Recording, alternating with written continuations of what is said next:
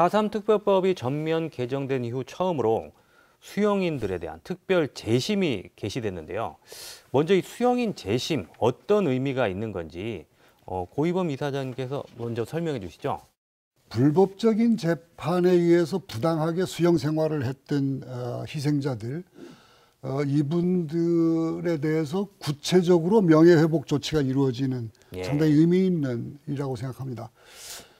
특별법 규정에 따라서 사법부가 형사소송법의 규정에도 불구하고 특별 재심 절차로 가져갈 수 있도록 한 것은 대승적인 차원에서 대단히 훌륭한 판단이었다고 생각을 하고 이런 일들이 예정대로 잘 진행되기를 기대하고 있습니다.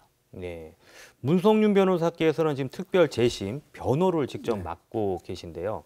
현재 구체적으로 어떻게 진행되고 있는지 좀 소개해 주시죠. 네, 지금 특별 재심은 두 가지 방향으로 진행되고 있다고 보면 됩니다. 군사재판 수용인들에 대한 특별 재심이 있고요. 또 이제 일반 재판 수용인들에 대한 특별 재심 두 가지가 있는데 군사재판 수용인들에 대한 특별 재심은 이제 검찰에서 합동수용단을 이제 구성을 해서 이제 거기서 진행을 하고 있고 또 일반 재판 수용인들에 대해서는 개별적으로 지금 변호인을 선임해서 진행을 하고 있습니다. 지금 진행 상황을 보면은 처음 제기된 그 직권 재심에 대해서는 이번 주 화요일 날 무죄 판결이 있었고요. 4.3 당시 영문도 모른 채 끌려간 희생자를 대신해 법정에 선 유족들. 재판부의 무죄 선고에 70여 년 가슴에 맺힌 응어리가 풀어집니다. 이 사건 공소 사실은 범죄의 증명이 없는 때에 해당하므로 피고인들 대해 다음과 선고합니다. 피고인들은 각 무죄. 무죄가 선고된 이들은 4.3 당시인 1948년 12월부터 1949년 7월 사이 군사재판을 받은 수용인 2,530명 가운데 직권재심 합동수행단이 지난달 처음으로 재심을 청구한 20명. 곧이어 두 번째로 재심을 청구한 20명에게도 무죄가 선고됐습니다. 재판부는 공소사실을 입증할 증거가 없어 범죄의 증명이 없는 때에 해당한다며 시 구절을 인용해 재심 소회를 밝혔습니다. 극심한 이념 대립 속에 희생되었고 목숨마저 빼앗겼다. 피고인들이 오늘을 사는 우리에게 말한다. 당신은 서러워할 봄이라도 있지만. 유족들은 70여 년이 지나서나마 한을 풀 수 있게 됐다며 기쁨을 감추지 못했습니다. 그나마 지금이라도 이런 직권 재심을 통해서 무죄 판결을 내려주셔서 고인 계신 조국님께서도 어느 정도 위로가 되지 않으셨을까. 또 일반 재판 수용인들에 대해서도 같은 날 무죄 판결이 있어서 상당히 그 4.3 특별법 특별 재심 제도를 둔 이래 좀 이렇게 기념할 만한 그런 그 계기라고 보여집니다. 첫 특별 재심 공판에서도 무죄 선고가 이어졌습니다. 재판부는 4.3 당시 국가보안법과 포고령 위반 혐의 등으로 일반 재판에서 유죄 판결을 받아 옥살이를 한 90살 고태명 할아버지 등 33명에게 무죄를 선고했습니다. 이들 가운데는 미군정 재판에서 유죄 판결을 받은 피해자 한 명도 포함돼 의미를 더했습니다. 죽었다가 살아온 거나 마찬가지로 말로서 참 표현할 수 없는 기쁨이 가득 차고 말이 안 나옵니다. 군사 재판이라고 하면은 이제 1948년 말부터 49년 초까지 그 시기에 있었던 한 2,500여 명 정도로 그렇습니다. 지금 일단 수용인 명부에 추산이 된 그렇습니다. 거고요. 대부분 이제 제주지방법원에 재판받은 분들은 많지가 않고요. 광주지방법원에서 재판받는 분들이 이제 많습니다. 우리나라 법원에서 재판을 받는데 그분들도 네. 숫자가 뭐 만만치 않은 걸로 알고 그렇습니다. 있습니다만. 근데 최근에 검찰이 법원의 재심 개시 결정에 대해서 항고를 제기해서 논란이 있었어요. 그래서 이 부분이 혹시 어떤 걸림돌이 되는 것 아니냐 하는 우려도 있었는데 이 부분은 어떻게 된 건가요? 일단 그 재심 절차를 잠깐 소개할 필요가 있는데요. 재심은 이제 재판이 다 확정된 후에 다시 제기를 하는 것인데 특별한 사정이 없으면 재심을 허용하고 있지 않습니다. 그런데 이제 우리 4.3 특별법에 대해서는 특별법에서는 희생자라는 요건과 또 이제 그 당시 확정 판결을 받고 수용을 했다는 사실만 입증이 되면 특별 재심을 청구할 수 있도록 하고 있는 거죠.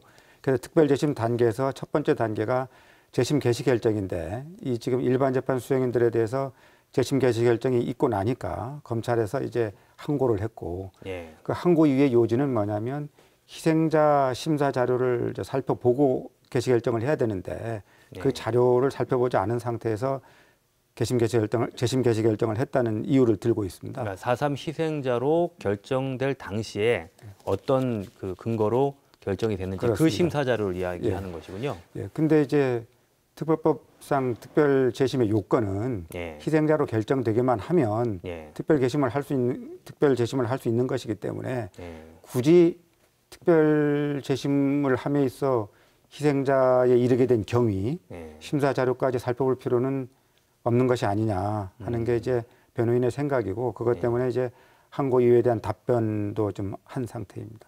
예.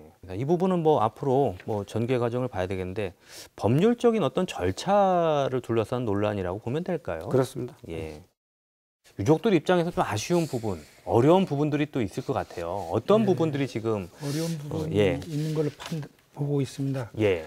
우리가 5년 전에 특별법을 만들어서 소환을 할 때 그런 어려운 부분들이 많이 도출되기 때문에 대통령 사면권을 위해서 특별 사면해서 가자고 제안했었는데 예. 사법부 독립을 무시하는 거다. 그렇죠. 사법부의 강력한 반발 때문에 못했습니다. 그래서 특별 재심을 받아들였는데 처음에는 대통령의 사면권 예, 그 예. 부분을 이제 검토를 하셨군요. 예. 그래서 이번 해보니까 좀 어려운 점이 많다서 그런 쪽으로 갔으면 하고 건의드리려고 하고 있고 예. 물론 새로운 정부가 들어오면 건의도 해보려고 그러고 있습니다만은 지금 보면 수용인명부라든가 시행자 결정 통지서 그리고 그 죄역등본 이런 서류 간단한 서류를 해서 희생자로 결정된 부분에 대해서는 특별재심을 순조롭게 할 수 있을 줄 알았는데 예. 항고하는 일도 있는 걸로 봐서 이거는 특별하게 진짜 다른 방법을 찾아야 되겠다고 하는 게 우리 족들의 입장이고 이거 순조롭게 할 수 있도록 많은 노력들을 해야 되지 않을 건가. 서류 갖춘 것부터라든가 아니면 가족들이 없어서 재심 청구 못하는 분도 많을 걸로 봅니다. 대부분 일반 재판의 경우를 말씀하시는 예, 일반 거예요. 재판도 마찬가지입니다. 일반 재판 수용인 1,562명 중에 예. 이번 희생자로 올라온 분이 712명밖에 안 됩니다. 아, 일반 재판을 받으신 분은 예, 1,500여 명. 희생자로 올라오신 분들이. 희생자로 결정되신 분은 712명에 대한 명예회복 작업이거든요. 예. 희생자로 결정된 것만큼 국가에서 인정한 부분이지 않습니까? 이런 예. 분에 대한 특별 재심이기 때문에 순조롭게 이루어졌으면 하는 게 유족들의 바람이고 이건 서로가 힘을 합쳐서 진짜 문제점 없이 명예회복 작업을 이루어져야 되지 않을까 생각을 합니다. 워낙 오래된 일이다 보니까 거기에 대한 어떤 근거, 자료를 그 유족들이 찾고 대응하는데 만만치가 않군요. 예, 그리고 이 희생자로 된 분들이 거의 행불된 분들, 어느 산나에 묻혀 있는데 모르는 분들이 대다수입니다. 예. 그럼 그 당시에 뭐 재판을 받았다는 그런 어떤 기록이나 그런 것은 법원에서 찾을 수가 있는 상황인가요? 예, 일반 재판인 경우에는 재판 기록이 있습니다. 국가 기록이 있어서 그것을 첨부해서 재판을 하고 있는데 예. 그 첨부하고 있지만 그래도 진짜 그 순리대로 풀지 못하는 상황들이 가족들이 없어 하는 상황들이 많이 발생하고 있어서 그에 대한 배려, 예. 직계 가족이 없으면 반개 혈족이라도 재판에 청구할 수 있도록 하는 좀 배려들이 좀 있어야 되지 않을 건가 이렇게 생각합니다. 그런 문제를 좀 줄이기 위해서 군사 재판처럼 일반 재판도 직권 재심으로 해결할 수 있지 않겠습니까? 그런 점도 그렇게라도 해줬으면 좋겠는데 예. 지난번에 법을 만들 때 사법부 쪽에서가 예. 재판 기록이 있는데 어떻게 예. 특별히 그렇게 일괄할 수 있느냐 이렇게 이의 제기를 해서 그렇게 가지 못했던 부분이 되겠습니다. 우성인 변호사님, 이 부분이 일반 재판도 군사 재판, 군법회와 마찬가지로 직권 재심 가능할까요? 네. 어떻게 보시나요? 그러니까 우선 그 일반 재판이라는 게 이제 시청자분들이 오해하지 않도록 이제 말씀을 드려야 될 게 군사 재판은 계엄령 시대에서 재판을 예. 받은 걸 말하는 거고요. 예. 일반 재판은 계엄령 시기가 아닌 그렇죠. 시기에 재판을 받은데 뭐 우리가 말하는 업무상 과실치사나 무슨 절도나 폭행이나 이런 사건이 아니라 그렇죠. 내란이나 이런 4.3과 관련된 예. 사건으로 재판받은 분들인데 사실은 논리적으로 본다면 그 군사재판 받은 분들에 대해서 특별재심을 허용하고 직권재심을 허용하면서 예. 일반 재판 받은 분들에 대해서는 특별재심을 허용하면서 직권재심에서는 제외하는 것은 논리적으로는 그렇게 타당하지는 않다고 보여집니다. 예. 사실은 양쪽 다 직권재심을 허용을 하더라도 예. 사실은 별 문제가 없지 않나 보여지고요. 앞으로 그 특별법 개정 과정에서 예. 그걸 적극 반영할 필요가 있다고 생각합니다. 예. 재심이 진행되는 과정에서 이런 부분도 보완이 되어야 할 것 같습니다.